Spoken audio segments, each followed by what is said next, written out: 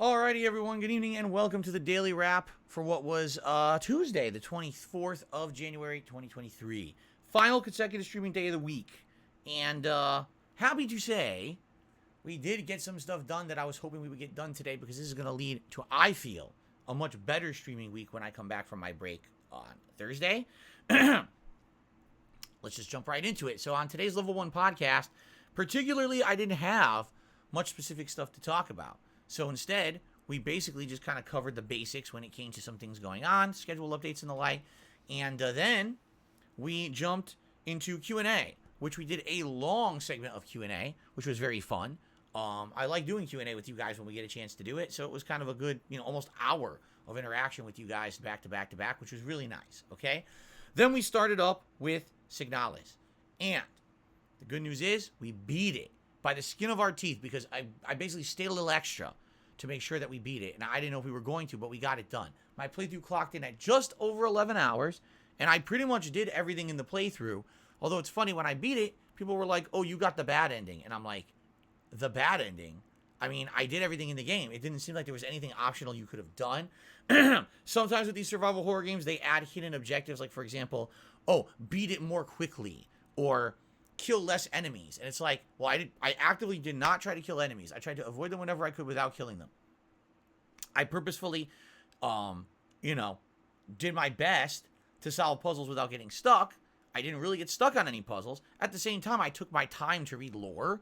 And yes, there was sometimes that I was kind of going in circles because the game wasn't absolutely clear on where to go in a lot of times. So, I kind of shrug and I'm like, maybe if this was a second or third run, I could have done much better. But being that it was a first-time run, especially that part of the game that took her map away, that really confused me.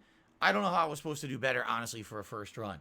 That being said, the ending of the game was all right. It was passable. It wasn't terrible. I actually understood the plot by the end of the game, which is good. A lot of survival horror games, you get to the end, you're shaking your head like, I don't know what just happened. And the game just leaves it open. This game, you kind of get the gist of what happened by the end of the game. It's not as open to interpretation, which is a good thing in my opinion. Overall, I don't hate SIGNALIS and I don't love it. It's definitely a love letter and an homage to classic survival horror stuff with its gameplay elements very similar to classic Resident Evils as well as Silent Hill. Does it hold up as a modern game? If you're like a super fan of old school survival horror, you'll probably like it. But as like modern gameplay standards, there's so much backtracking. There's so much annoyance with that map that gets removed. And some of the puzzles are very cryptic to the point where like, you just don't know what to do. For example, I'll give you one example. I'm at the end of the game. You need 6 items to open a door. Okay? I have 5 of them. Where the hell is the 6th one? What the heck? I've gone to every room. Oh, Phil, you missed it. There's a room that's literally full of like 5 enemies. And it's in the dark. And on a table in the middle of the room, in the middle of all the enemies, is the item that you needed to combine with another item to create an item that opened another scanner that opened a room or a door, a little compartment with an item in it. It's like, wait, what? I was supposed to know that in a dark room with 100 enemies, in the middle on a table, there was a tiny, almost invisible item that I needed to complete another puzzle and another puzzle to lead me to the item I need to beat the game. Like, what? And that's really where I think the game fails.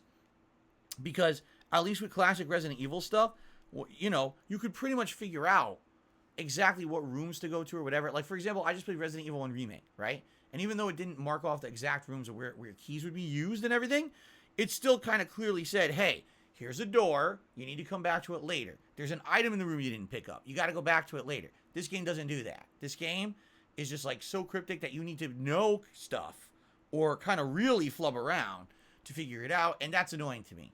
So I didn't love it. I thought that there's definitely room for improvement, but I'm glad I played it. It was something unique and different. A lot of people didn't like it. Today, people did actually show up to the stream and support it, and I was appreciative of that because previously some of these streams were some of the slowest streams I had ever done. I was happy that people did support the final stream, so thank you for that, okay?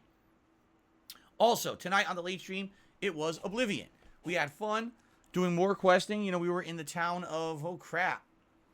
It starts with an L. I can't even remember the name of the town, but we did Fighters Guild stuff, Thieves Guild stuff. We did multiple dungeons. Not Thieves Guild stuff, excuse me. Fighter Guild stuff and Mage Guild stuff. And we did multiple dungeons. We ended up going to other towns, a new town, Bruma, I think it was called, which is a town that's very similar to like Skyrim because it's full of like ice and snow and stuff like that. We fought ghosts. We found invisible people.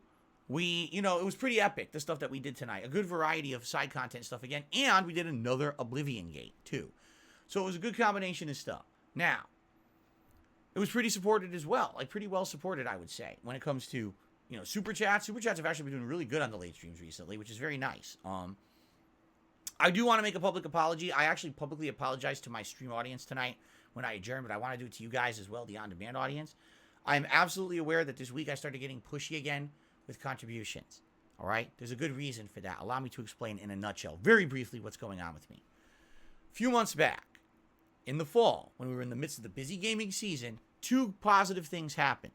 The first thing was, basically, I got gifted a ton of memberships to the channel, which was so many extra memberships that it ended up being a significant amount of extra income for me. And that extra income cushioned me for several months, so I didn't really feel the strain, you know what I mean? Like, I didn't feel the pull, the financial problems like I had been having all year. I didn't really feel that for a few months there because of that extra income that I had from those memberships. And in addition to that, things were going well with all the new releases and everything. If you take a look at those playthroughs that I was doing, Sonic Frontiers, God of War, Pokemon, among others, they were all doing really well. So because they were doing really well, all that pressure had been like relieved. It was like, I'm not thinking about this stuff anymore. I don't even have to think. That was the cool thing. I didn't have to think about what I was making or nothing. I could just play games and have fun. And it was a really cool 2-3 months there, right? That I changed my attitude. Here's what happened. Number one, that extra money has run out at this point. It's been several months now and it only lasts a certain amount of time. So it's kind of run out. And on top of that, this particular week, things absolutely slowed down. I had multiple days where I wasn't even making like the tier 1 goal on a stream, or I was barely making the tier 1 goal of tips on a stream. And when that adds up, the reason I have $150 tips goals per stream is because when I moved from Twitch to YouTube, I lost a ton of consistent income. Subs and cheers. I used to get a ton of subs a month and a ton of cheers a month. And I lost all of that when I made that move. I've been doing my best in the last almost 2 years now to build it up. And I have, by the way, we have built it up. There is more consistency in that support. But we're still not back. Almost 2 years later, we're still not back to those levels of support. Remember, there's no Amazon Prime, so you can get free Prime memberships or anything like that. None of that. There's no sales on Super Chats like there used to be. There used to be sales on cheers and stuff. So I don't get any of that benefit, and it's tough because there's missing income there. And you guys have been so awesome with everything, tips and everything. And I really appreciate that. But yeah, I still feel it. I'm still kind of building and working towards getting back to where I was. Almost there, but not yet. Okay. So what ended up happening was this week, not hitting any of these tips goals basically set me back at a week when normally I'd be all right. I was like, whoa, what happened here? And there were games like SIGNALIS that were getting almost no attention, almost no support. Same thing with One Piece, but One Piece I kind of expected it. And it's one thing if you have one game that's not doing so well. When you have 2-3 games that aren't doing so well, now you're talking entire days of streaming that are slow. That's terrible. That's where it makes me feel very, very nervous. What's going to happen if I don't make a lot this week and I can't pay my bills and stuff, right? Right? And that's what situation I'm in. So basically I got into a situation where I very stupidly fell back into my old ways this week. I started saying things like, we had slow days, please rally today, and stuff like that. And I know people don't like that. You guys don't want to hear that. You just want to hear about the games. You just want to hear about the fun we're having with the games. You don't care about that. I know. But I get so nervous, and I'm flawed as a human, and it makes me feel like things aren't gonna pan out, and I'm not going to be able to pay stuff, and think I'm going to fall behind again like I used to. Not good, right? So that's the situation I'm in. That's why it kind of turned into what it did this week, and I apologize for that. Now, the good news is, when we come back on Thursday, which we're about to talk about, things are great this week. I'm off tomorrow on Wednesday, no streams. I am going to upload a special video for you guys. I have a 5-minute montage of the funny moments that actually happened during that very glitchy, laggy Warzone stream earlier this week. The servers were so bad, and I kept playing, that I had one of the most ridiculous matches I've ever seen. Some of the most silliest stuff happened, and someone actually made a montage for me. I'm going to put that out tomorrow on my day off. So if you want to see something interesting, check out that video tomorrow, okay? When I come back on Thursday, it's going to be Ask the King, which is my bi-monthly Q&A show.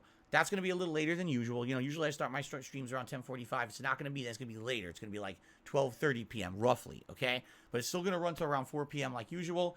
Great Q&A show. After that, on the late stream, because we beat SIGNALIS today, we're doing Warzone on the late stream on Thursday, okay? Awesome. You guys love Warzone. I do too. Hopefully I do better, and it'll be a great stream. Friday, it's the premiere of Dead Space, which I'm playing all day long. First and second stream. And then we're balancing things where it's One Piece and Oblivion one day, Dead Space, Warzone the next. And we're doing that for several days coming up this week, okay? So hopefully this will be a great streaming week, great content. People will enjoy, engage, and yes, support.